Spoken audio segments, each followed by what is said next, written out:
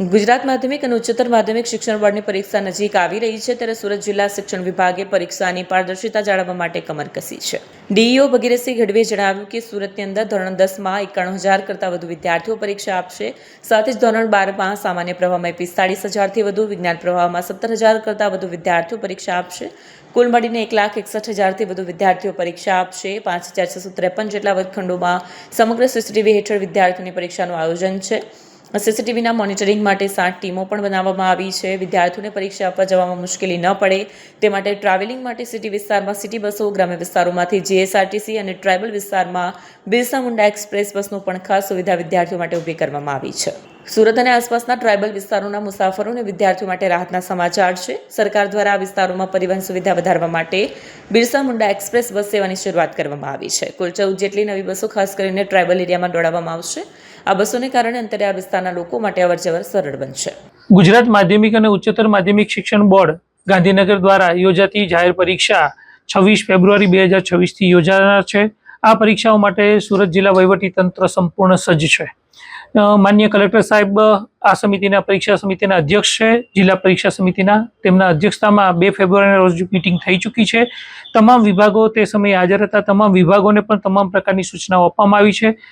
વિદ્યાર્થીઓને કોઈ પણ પ્રકારની અગવડ ન પડે તે માટે સંપૂર્ણ તૈયારી રાખવામાં આવી છે। સુરતની અંદર ધોરણ 10ની અંદર 91,000 કરતાં વધુ વિદ્યાર્થીઓ પરીક્ષા આપશે। ધોરણ 12 સામાન્ય પ્રવાહમાં 45,000 કરતાં વધારે વિદ્યાર્થીઓ પરીક્ષા આપશે। આ ઉપરાંત ધોરણ 12 વિજ્ઞાન પ્રવાહની અંદર 17,000 કરતાં વધારે વિદ્યાર્થીઓ પરીક્ષા આપનાર છે।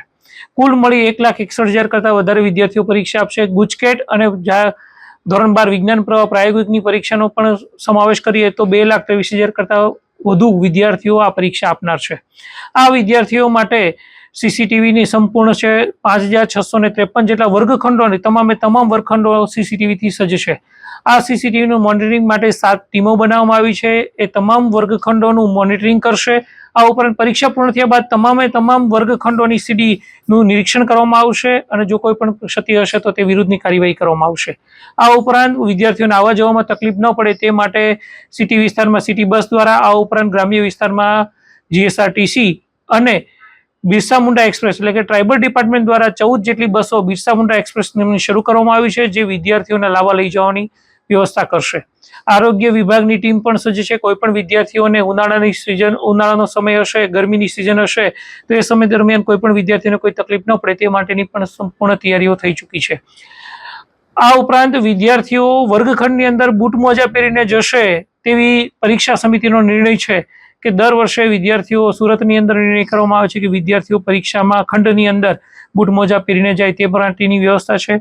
આ ઉપરાંત માન્ય કલેક્ટર સાહેબ દ્વારા વર્ગ 1 અને વર્ગ 2ના અધિકારીઓના ઓર્ડર કરવામાં આવશે, આદેશ કરશે અને જેઓ શાળાની અંદર પરીક્ષા સમય દરમિયાન હાજર હશે જેથી કરીને કોઈ પણ અનિચ્છનીય બનાવ ન બને તેની તમામ તકેદારીઓ રાખશે। સુરત જિલ્લા વહીવટી તંત્ર સજ્જ છે। સુરતમાં આખા રાજ્યની અંદર કોઈ પણ જિલ્લાની અંદર વિદ્યાર્થીઓને કરતાં વધારે વિદ્યાર્થીઓ સુરતની અંદર પરીક્ષા આપનાર છે। આ માટે પણ સુરત જિલ્લા વહીવટી તંત્ર અને અમારી જિલ્લા શિક્ષણ અધિકારીની સંપૂર્ણ ટીમ 14 જેટલા ઝોનની અંદર વહેંચાયેલી છે। તમામ આ પરીક્ષા માટે સજ્જ છે।